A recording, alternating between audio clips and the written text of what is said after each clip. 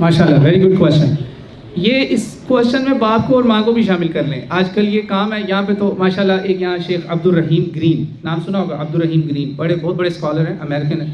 پاکستان آئے وہ ایک دفعہ، ان سے کسی نے کہہ دیا Pakistan is an Islamic country. اس کے اوپر وائرل ویڈیو ہے، Abdul Rahim Green talks about Pakistan. اس سے کسی نے پوچھا پاکستان اسلامک کنٹری سوال میں، انہوں نے کہا واٹ اسلامک کنٹری، کس اسلامک کنٹری کی تم بات کر رہے ہو جہاں ہر کونے پہ ہاتھ بنا ہوا ایسے نجومی بابا، آپ کے روحانی، معاشرتی، دینی، سارے گھریلو ہر طرح کے مسائل کا حل. بیوی نہیں مانتی، شوہر نہیں مانتا، لڑکی نہیں مانتی، آ جاؤ بابا جی آپ کو تویز دیں گے.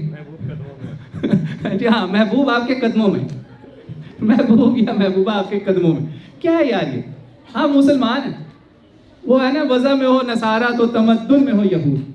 یہ ہیں وہ مسلمان جنہیں دیکھ کے شرمائیں یہود و ہنود یا یہود.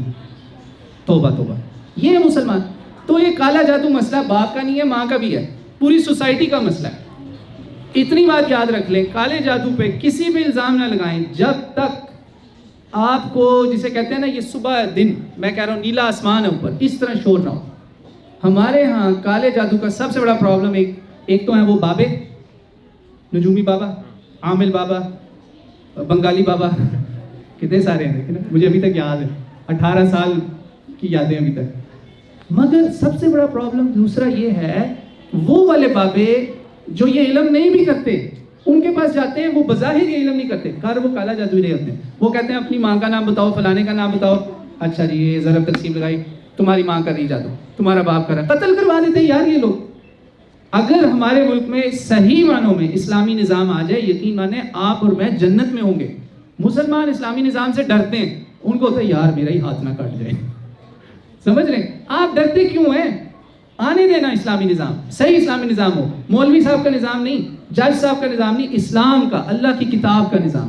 اس کے تحت یہ جو بابے قتل کرواتے ہیں نا، حساب لگاتے ہیں، اکثر بابے لگاتے ہیں. وہ کہتے ہیں ادھر آئیں ذرا ایک منٹ، وہ کہتے ہیں پتر ادھر آ، میں دسنا تیرا پیو ہے. اچھا آپ ایک اور بابے کے پاس جائیں گے، بیٹا جی آپ کی مامی کر رہی ہے نہ، امی نہ ابو، کون؟ مومانی.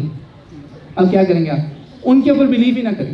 سیدھی سی بات ہے. جادو کا تب آپ کو پتا چلے گا بالکل آسمان کے سورج کی طرح کہ کرنے والا خود کہہ دے، رنگے ہاتھوں پکڑا جائے، کوئی کھوپڑی اس کے ہاتھ میں ہے، کوئی بکرا اس کے ہاتھ میں، اس نے قبر کھودی ہوئی ہے، ریڈ ہینڈڈ پکڑا جائے نا، یا وہ اپنے منہ سے کہہ دے کہ ہاں میں جادو کر رہا ہوں صحیح طرح سے، غصے میں نہیں. بعض لوگ غصے ہاں کیتا ہے، پھر یہ بھی نہیں. آپ میری بات سمجھ رہے ہیں؟ اس میں سب سے بڑا پرابلم ہماری سوسائٹی کا ہے ایکوزیشن. بعض دفعہ مصیبت پریشانی اس لیے آتی ہے کہ ہمارے اپنے اعمال ٹھیک نہیں ہوتے، سزا مل رہی ہوتی ہے، ہم کیا کرتے ہیں؟ دوسروں پہ انگلی اٹھاتے ہیں. یہ ہماری سوسائٹی کا ایک ڈیلیما ہے. This is a dilemma of our Pakistani society. We always like to point fingers at others. میری بات سمجھ رہے ہیں؟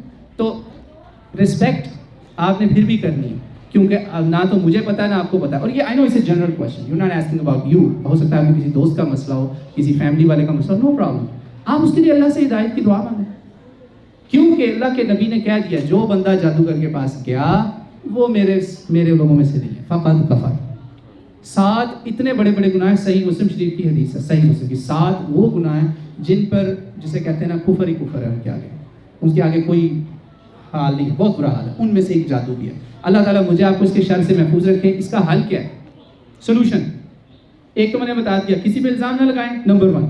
نمبر 2، بابوں کے پاس نہ جائیں. یہ جو بنگالی بابا، فلانا بابا، عامل بابا، کوئی ضرورت نہیں، ٹھیک ہے.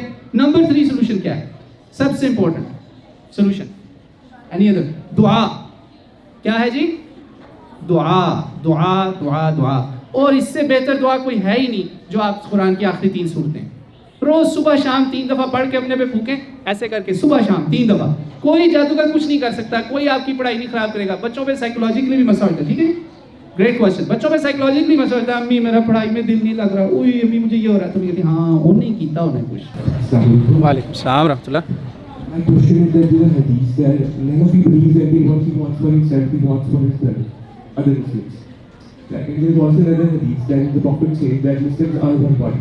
ہاں Part feels pain for every Muslim feels pain for other Muslims. Yes,